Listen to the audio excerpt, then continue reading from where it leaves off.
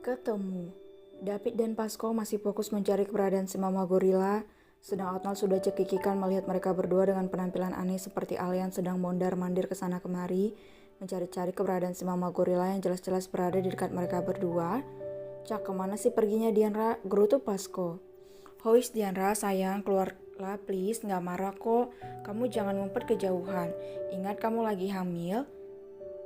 Suara David terdengar memelas, dia tentu khawatir kalau terjadi apa-apa dengan istrinya. Ini semua salahmu, kau tidak menjaga istrimu dengan baik, dasar si kunyuk ini bikin kesal aja. Ketus Pasco. Cak, diamlah kau seperti mama-mama rempong, balas David. Selalu saja kedua pria itu kalau sudah berdebat pasti ujung-ujungnya seperti itu. Saat mereka sedang mencari, tiba-tiba mereka mendengar suara dengkuran halus seseorang sedang terlelap di suatu tempat yang pastinya itu sangat dekat dengan mereka berdua. Tunggu, kau dengar itu? Ucap David sambil menatap Pasco. Jujur saja sebenarnya saat saling bertatapan seperti ini keduanya ingin tertawa terbahak-bahak, mengejek diri masing-masing karena terlihat benar-benar jelek akibat ulah tangan jahil Dianra. Dengar, jangan-jangan? Pasco membuka lemari pakaian dan jreng-jreng. Terlihat si Bumil sedang terlelap di dalam lemari pakaian sambil memeluk selimut yang disimpan di dalam lemari dengan posisi yang benar-benar nyaman. Suara dengkurannya benar-benar menandakan kalau dia terlelap dengan begitu nyaman di dalam lemari besar itu. Ya ampun, Dianra, ucap mereka dengan wajah heran sambil geleng-geleng kepala menatap Dianra yang terlelap dengan begitu tenangnya di sana seperti seorang bayi kecil yang sedang tidur di dalam pelukan ibunya. Hai, dasar anak ini ya, ketus Pasco yang benar-benar gemas dengan tingkah laku adiknya yang di luar nalar itu. Sedang apa dia? Hup, hahaha. Astaga, wanita itu benar-benar tidak pilih-pilih tentang tempat tidur, yang penting nyaman saja. Astaga, Dianra, kau ada-ada saja. Hah? Otnal tertawa diikuti yang lain. Yang mereka bisa lakukan saat ini hanya tertawa menatap ibu hamil yang tidur dengan lelap itu. Kan benar apa kataku, dia akan tidur dimanapun yang penting nyaman dan ada selimutnya. Hais, ini sebabnya aku khawatir meninggalkannya. Takutnya tidak ada yang lihat dia tidur di tempat yang aneh-aneh. Jelas David. Sejak kapan dia seperti ini? Tanya Chelsea. Sejak hamil anak kedua dia semakin aneh. Mungkin hormonnya mempengaruhi seluruh moodnya, tapi dia tidak minta banyak. Hanya saja dia sering tidur. Apa itu tidak masalah? Tanya David. Bukan masalah, justru bagus kalau dia kehamilan keduanya ini dia bisa istirahat dengan baik. Kau ingat kan saat dia hamil Emily? Ucap Otnal sambil menatap David. Tentu saja ingat, dia menamparku sewaktu memberitahukan itu dan menyebutku sebagai penipu. Wanita ini benar-benar di luar dugaan semua orang. Ucap David yang mengingat kenangan saat Dianra dirawat di rumah sakit karena kelelahan dan ternyata dia mengandung Emily waktu itu. Kau masih ingat ya? Ucap Pasco yang merangkul adik iparnya. Tentu saja aku akan ingat. Bagaimana dia tidak percaya padaku dan menyebutku sebagai kembaran diriku sendiri? David tertawa. Dulu dia tidak secerewet sekarang, tapi aku semakin mencintainya dan kini dia memberikanku seorang anak lagi. Kurang apa hidupku? Jadi apapun yang dia lakukan, David menunjuk wajahnya dan penampilan anehnya. Aku tidak akan marah selama itu tidak menyakiti dirinya. Kalau kalian jadi korban itu nasib kalian. Itu bonus. David tertawa sambil mendekati istrinya yang sudah terlelap dengan tenang. Kurasa tadi pasti dia muntah-muntah ya, Pete. Apa kau tidak tahu? Tanya Otnal. Aku tidak tahu, tapi sepertinya iya, dia tidak membangunkanku. Sudahlah, aku bawa Dianra ke kamar dulu, nanti kita bahas lagi, ucap David sambil menggendong istrinya ke kamar. Hai, jadi bagaimana denganku?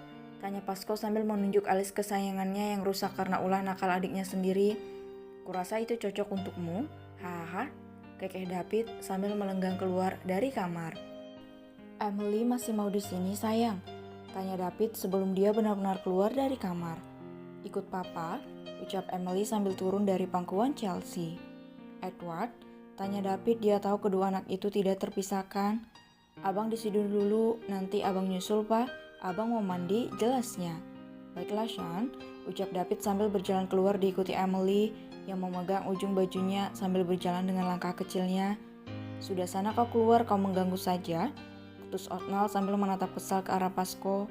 "Cak dasar, bilang aja mau modusin tunangan, dasar ular beludak berbulu domba. Cih, bilang aja gak sabaran mau jadi suami. Hele, pakai acara ngusir-ngusir," celutuk Pasko sambil berjalan keluar dari ruangan kamar itu. "Chelsea, kusarankan kau hati-hati dengan modus si kunyuk itu. Kau bisa habis di tangannya nanti, dia itu psikopat." "Haha," celutuk Pasko yang benar-benar berubah dari dirinya yang dulu hanyalah seorang pria kaku dan dingin, bahkan jarang bercanda. "Ya ampun, sejak kapan Pasko berubah sebanyak itu? Dia bukan orang lain kan? Dia benar-benar Pasko, sahabatku kan?" ucap Otnal dengan mata terbelalak, menatap Pasko yang pergi keluar dari kamar itu sambil menggaruk-garuk kepala es lilinnya. "Paman Pasko jadi lucu? Haha." Edward juga tertawa, dia juga mengamati perubahan besar pada orang-orang di rumah itu. "Nah benar kan, Paman Pasko banyak berubah," ucap Otnal. Paman jadi lebih banyak tertawa dan bahagia akhir-akhir ini. Jacob juga gak sedingin dulu," ucap Edward. Kau benar," ucap Otnal. "Ngomong-ngomong, aku jadi penasaran dengan masa lalu kalian. Jika aku perhatikan memang kalian semua banyak berubah mengingat 5 tahun yang lalu kita pernah bertemu," ucap Chelsea. "Banyak yang terjadi beberapa tahun belakangan, El, dan semuanya membawa cerita masing-masing. Kami hanya memilih untuk bahagia dan melupakan semua luka yang kami terima. Kami hanya bisa tersenyum menatap masa lalu dan katakan, selamat tinggal. Untuk itu sebab ada masa depan yang menanti di sana," ucap Otnal. "Jadi Mom El, kita sambut masa depan yang cerah untuk keluarga baru kita ya," ucap Otnal. "Mom El akan jadi mominya Edward untuk selamanya. Maukah, Mom?" tanya Edward dengan mata penuh harap. Chelsea menatap Otnal bergantian dengan Edward. "Mom janji akan jadi mominya Edward sampai selamanya. Mom sayang sama Edward," ucap Chelsea. Mata Edward berkaca-kaca, dia benar-benar terharu mendengar ucapan Chelsea. Akhirnya, apa yang dia inginkan selama ini bisa tercapai, memiliki kehidupan normal dengan keluarga lengkap. "Mom janji ya jangan tinggalin Edward dan Daddy," lirik anak lelaki itu sambil menggenggam tangan Chelsea dengan erat. Otnal sendiri mengusap punggung putranya.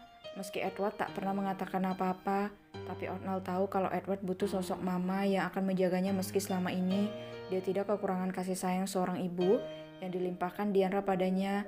Dia juga butuh ibu untuk menjadi walinya. Anak tampan, Mom janji," ucap Chelsea sambil mengusap lembut wajah anak kecil itu. "Wah, kalau begini acara pernikahan akan kita percepat ya, celutuk Otnal. "Terserahmu saja, yang penting semuanya nyaman.